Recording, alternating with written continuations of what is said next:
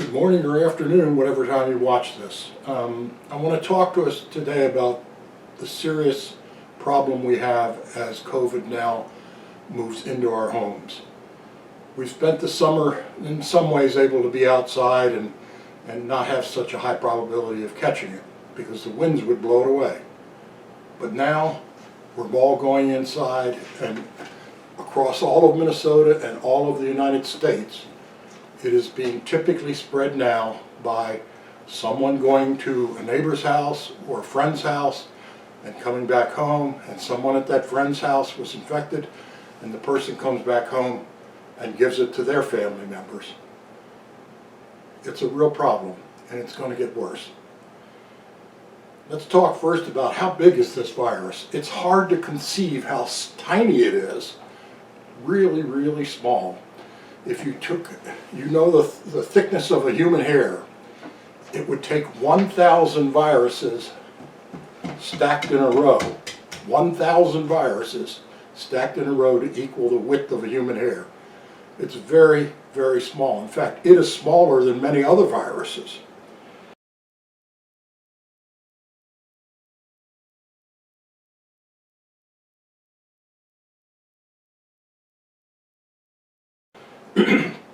How does a virus get into us and make us sick? Basically, it gets in through our mouth, our nose, and our eyes. Those three ways. It doesn't burrow through your skin on your hands and make you sick. It gets in through those three ways. And we as human beings love to touch our faces, itch our eyes, rub our nose. So if we ever get it on our hands, we're helping ourselves to get sick. What are the symptoms? What happens first when the virus gets into your body? It finds the types of cells that it can infect, and there's a number in the body, and it attaches to the cell, a normal cell that you have, and then it breaks into the cell and releases a lot of its nuclear material, RNA, inside the cell, and then it has proteins that cause the cell to replicate and keep producing many copies of the virus. Remember, this thing is really teeny, even compared to a cell. So the cell finally fills with viruses, and then it explodes. This is inside your body. It could be in your nose, your throat, your lungs, your stomach. And those children of the virus spread out and infect other cells and do the same thing, and it goes on and on. And it can have a very devastating effect on you. What are the symptoms? Well, there's a whole bunch of them, and then there are none. And I'll explain that in a minute. Things like when it first gets in, it might cause you to have a somewhat runny nose and congestion in your sinuses. It can also give you a sore throat. And when it gets down throat and down into your lungs, it can create a cough. And the cough is not productive. Nothing is coming up. It's very hard. It's a harsh cough. So those are some symptoms. It can also cause fever or no fever. Some people that get a fever, it's only a degree or degree and a half above their normal temperature, so it's hardly noticeable. And some people with it, it can be as high as 103 or 104 degrees, a high fever, which you would notice. Another characteristic of it is that it can cause chills, just uncontrollable shaking chills, even though you're in bed with blankets piled on top of you. One of the strange but real symptoms is blackened toes. Your toes turn black, potentially on both feet. It has to do with infection of the capillaries in the skin, in your feet. And it can occur elsewhere too. It's not common, but it does happen. It can cause diarrhea because it's living in your stomach and intestines. They didn't really recognize this until recently, that there are people who have only intestinal infections of COVID. And Ann's sister, who's a nurse involved in bringing patients in and triaging them, just couldn't believe that these people were sick with COVID because they just had diarrhea. And then they ran a test, and guess what? They're sick with COVID. It can cause pink eye. I said the eyes are one of the ways it gets into you. So this area, if you pull your eye down like that, that will turn all red instead of white inside it. Sometimes it even makes the eyeballs red. That's an indication it got in through your eyes. You can lose a sense of taste and smell. It just goes away. This is an indication it's actually getting into your brain. It can cause severe muscle pain, just ache over your whole body. And it can cause severe headache. Finally, one of the most telling things that you're actually infected and well along with an infection is if your blood oxygen level drops precipitously. You've seen the little oxygen meters that the doctors have and that you could buy if you want one for your home. If you drop below 90% oxygen, you should get to the emergency room, call and find out what to do, because that's indication that your lungs are infected and cannot get enough oxygen into your body. And yet there are people who there's a short time, for a day or two, your body reacts and you actually feel pretty good, but it's messing up your lungs. It also causes blood clots in lungs and elsewhere, but you can't see those. So those are the symptoms. Now I said sometimes the symptoms are nothing. In about 25% of the cases of people who get COVID, they never have any symptoms, and they don't know that they're sick, but they are spreading it. In other patients, typically, who do get it, the last day or two before they develop symptoms that they can recognize, 2 days before they develop symptoms they can recognize, they are spreading it. So there are estimates that as much as 50% of the infections are coming from people you don't know are sick and they don't know are sick. It's kind of frightening.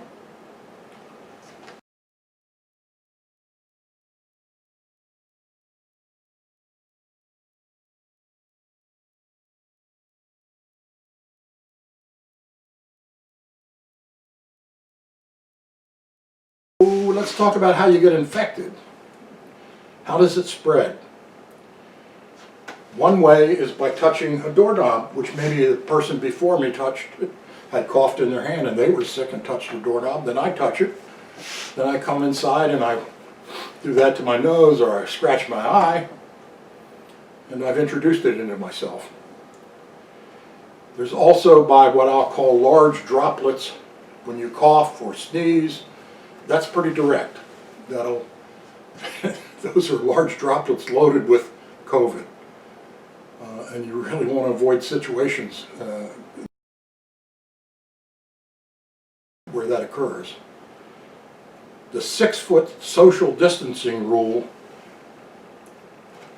is an interesting idea. It applies really to these coughing situations with large particles. The theory, they put this out in February, that you'd be safe if you were at least 6 feet away from somebody. Well, maybe with a mask. Anyway, it can do that. The theory is that the droplets will fall to the ground in less than 6 feet, and therefore you'll be safe. But let's talk about the real way, the majority way that the infection is occurring. When we breathe and have COVID, many sizes of particles will come out. So it might be a big glob, it might be 8 or 10 COVID viruses attached together, or it might be one tiny little COVID virus, and they can all come out like that.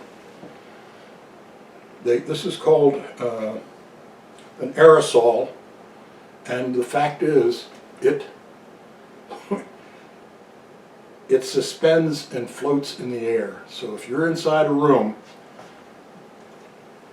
and you're breathing these particles out, you're putting them all around, and anybody else in that room can breathe them in and become sick from it. When they first started out, they thought, as I mentioned, that these large droplets were the main way it was being spread. Scientists around the world have argued and shown data and finally convinced the CDC that in fact the aerosols, these fine suspended particles, are the majority of how it spreads. And it's estimated that 50 to 60% of the infections occur from these very fine floating particles. So now we've got 50% of the people who don't know they're ill and or have no symptoms and spreading them, and then these fine aerosols are breathed in. So we'll talk a little bit about how to try to shield yourself, make yourself safe from the virus.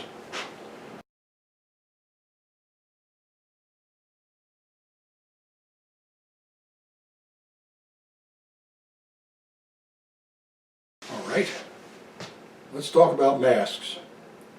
They're probably the single most important thing that you can wear that will help you avoid infection. But masks vary widely. They're very different in their filtering capacity. Let's talk about the first thing, a shield. Please go on over your head. A shield is useful in one situation, and that is where large droplets may be coming towards you from somebody talking without a mask, sneezing, coughing, and they stop the particles from getting in your eye. However, as I talked about the fact that the majority of the infections are from airborne suspended particles, that will not help. Because you're going to breathe the air up underneath the mask and it goes into your face. So if you want to use a face shield, that's a good idea if you're going into a store where the clerks and people in there are not very good at minding their hygiene manners. That's good. But it will not protect you from the airborne particles. So what was the next mask that we had? Well, we had all this problem and you could not get masks. Or if you could find them on Amazon, it was true banditry. They were charging incredible amounts of money. So everybody got busy and they started making cloth masks. And they tried to figure out what's the best materials and filtering materials, and there were checks and people who actually measured how well they filtered. And they varied all over the place. Basically, a cloth mask is anywhere from 20 to maybe 50% effective at filtering. That means 50 to 80% of the particles are coming on through. And that's particularly true about the small individual virus particles that might be floating. They'll go right through the fabric. Remember, they're tiny, tiny, tiny. You may see this as a very tightly woven mask, but it'll still make it through. So what are the other options we have for masks? Well, the next step up is what we call surgical masks. And a lot of people use them. And they can be good if they're constructed to proper specifications set by the government. They can be up to 85% effective. However, what's on the market now, you have no idea what specs it meets, how it was built, constructed. You just have to take a chance. Well, there are some companies that advertise their masks with the specifications they use. So if you want to use a mask, a surgical mask, I'll try to give you a link to ones that are honest and true. Otherwise, there's just an influx of cheap Chinese masks that may do a very poor filtering job, but and might do a good job, but you have no way of knowing. So what's the next step up?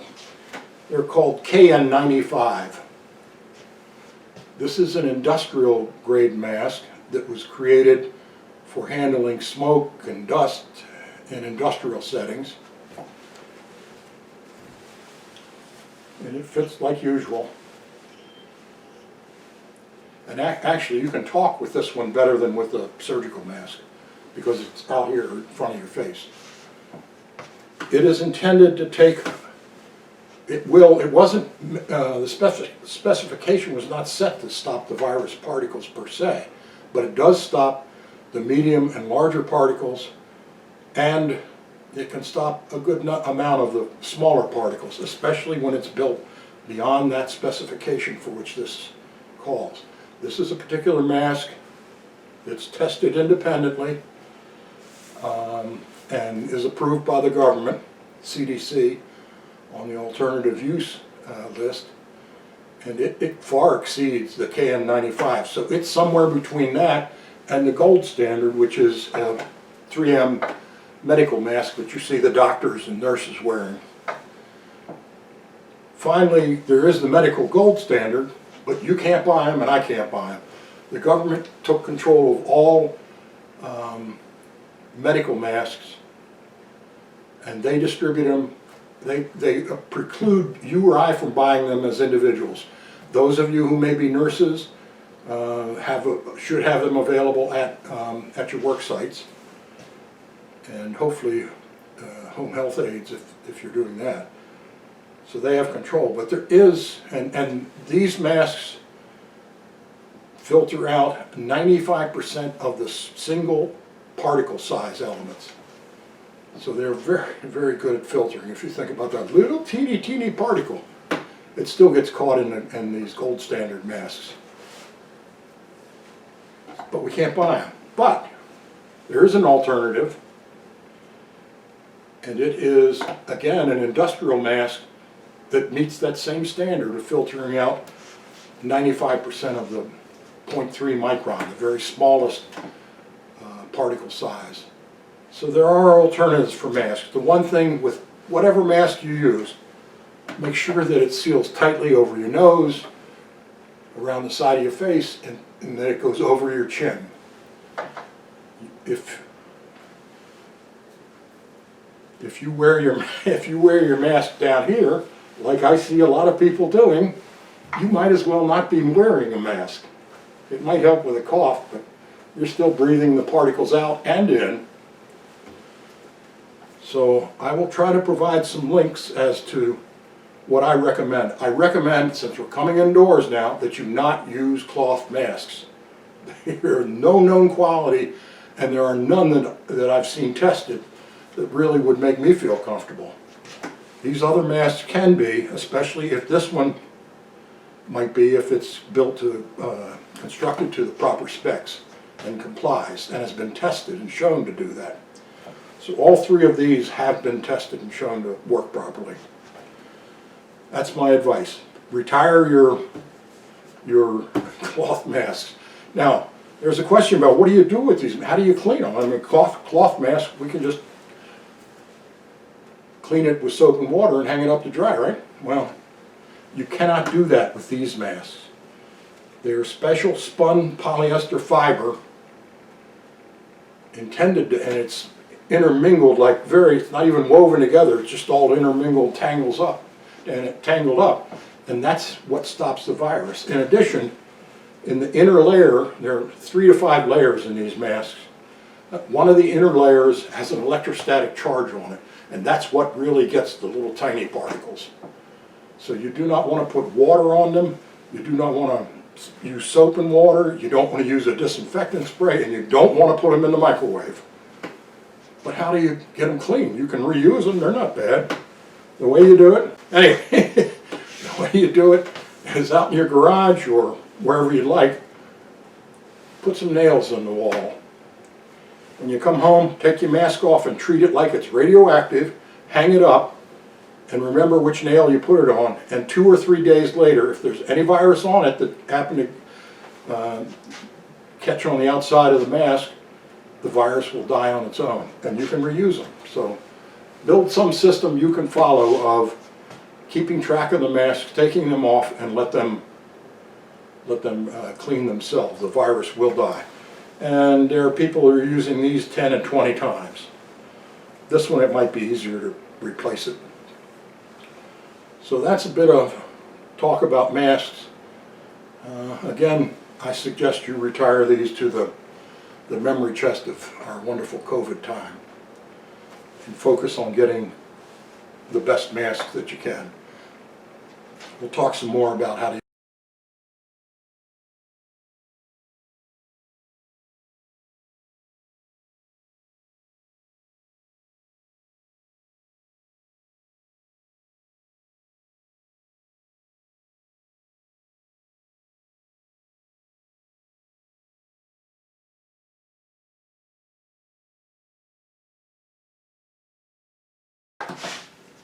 So let's talk about what happens when COVID comes to visit us in our homes. Unfortunately, it's going to happen to many of us. And it is the way that it's spreading right now. Not these big super events that a lot of people go and get sick at, but rather it's going from one home to another home to another home. And the state acknowledges that that's the way the majority of it in Minnesota is now being spread. It makes it very much impossible for them to do tracking, to find all of who might be infected. So it's a very difficult situation, and we're going to face it, and it's going to get worse as we come inside now with the cold weather. So the first thing you must do is sit down now and make a plan for how you are going to handle it if you have someone sick in your house or you suspect someone in your house may have been exposed and potentially infected. Make a plan now. The key thing is that the individual who may be sick or is sick must go into a room that will be their living space, shut the door, and stay in there. They can come out to use the bathroom wearing a mask. When they go back, and they go directly back in the room, and then you follow them and disinfect everything that they've touched. You bring them their food, put it at the door, they take it, they eat it, then when they put the tray back outside, you get it and you carefully take it to a sink full of hot water and soapy water and clean it off. Unfortunately, you'll have to do this. And it might be a very wise thing for other members of the family to be wearing masks at that time, even though they may not be infected.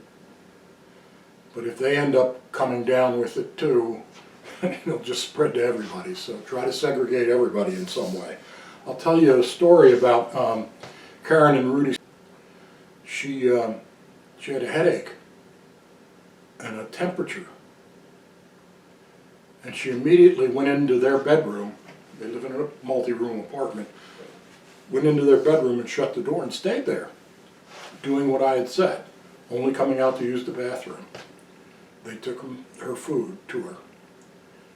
Rudy, the husband, went out and bought a bunch of disinfectant, and he, multiple times a day, went around the house cleaning everything that might have been touched or that he and the kids could touch. The problem they had was she had a test and they knew that she was positive, but they didn't know if they might be exposed and yet develop it. And so they had to try to segregate themselves from other people. They kept the place very sanitized, and Rudy and the two kids slept in the rest of the apartment. And then for food, their friends and family kindly brought food to them and put it at their door. And they brought it into the apartment. And that's people looking out for each other and also being careful. And that's a very good thing. Karen eventually got well and tested negative twice, and she was clear. And Rudy and the kids did not get it. So it's a testament to quick reaction, recognizing something's there happening, and keeping the place as clean as possible and avoiding crossing that infection over to other people.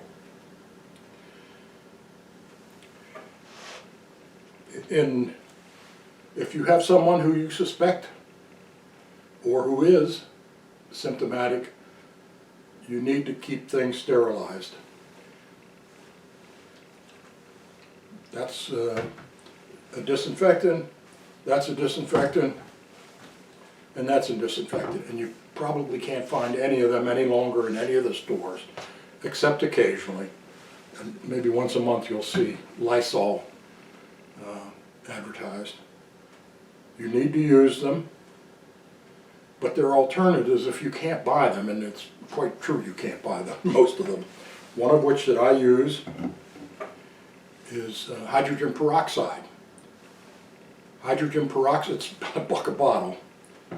I just use it straight in a brown bottle that keeps the sunlight so it doesn't break it up until you spray it on something. You spray it on, and hydrogen peroxide over the course of 2 to 5 minutes breaks down to water and a free oxygen molecule. That oxygen molecule destroys the virus. The only thing you have to be aware of is it may take 2 to 5 minutes for it to kill the viruses on the surface. So you have to leave it there, don't wipe it off. Another thing you can use is isopropyl alcohol. Not as easy to find, but it's around, you can get it. Put that in a spray bottle and use it straight. Don't dilute it. You have to have at least 60% alcohol strength to kill the virus. So those are two alternatives. A recent one that was added to the CDC list of approved products that are known to kill the virus is Pine Sol. It's made by Clorox. If you've tried to buy Clorox wipes or sprays, you know you can't even find them. Until September, nobody was buying Pine Sol because it wasn't on the CDC list. It is now, and suddenly you can't, it's very difficult to find it. The one drawback to Pine Sol is you need to use it full strength.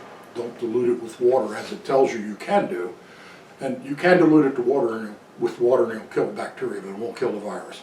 So the manufacturer says it will kill the virus if you leave it on the surface for 10 minutes, full strength. So that's a trade-off. You might go through a lot of Pine Sol, but that's an alternative of one that you can get. So that's how to try, and always, always, always wash your hands multiple times a day. Any good soap is going to have a good effect. So wash your hands, use good soap, lots of soap, do it lots of times a day. So what are some things, other things that you could do right now to improve and be prepared for your house in case the virus does come in? Well, one of the things you can do is get a new furnace filter. And you want to buy a filter that meets MERV 13 standards. That has to do with the filtering efficiency, the effectiveness. That's the beginning of HEPA filter range. And you put that new filter in, and then you turn your fan switch on your furnace and let your fan run all of the time. The air in the house will go down through the return, go through that filter, and 90 or 95% of any virus in it will be filtered out. The air will go up and then it'll come back down. Eventually it can clean most of your house. Another thing you can do to solve having the virus in rooms is to use a room filter like this. This is one you can get from Target. Buy it online and have them bring it out to your trunk. You don't have to go in the store. It is a true HEPA filter, so it'll do 95% of the virus in one pass. It will filter out. But it also has another feature, which is a UV light that's inside. UVC, ultraviolet C, band C, light does kill the virus. So the air comes in your room, it goes through the filter, and then in this chamber, the light further kills any virus that made it through. Not bad. Maybe $94. It's effective. And you need to change the filters every 2 or 3, 4 months. But let me tell you about a solution that's half the price and probably better. This is a Filtrete 2500 filter. Again, the higher the number with 3M, the greater the filtration. You might not want to put this in your home furnace. It might just be too much resistance for old fans to pull the air through. But it is the most effective furnace filter you can find. And it is it is extremely effective, and it probably cleans 95 to 99% of the virus out of the air on one pass through. Now, how do you use it?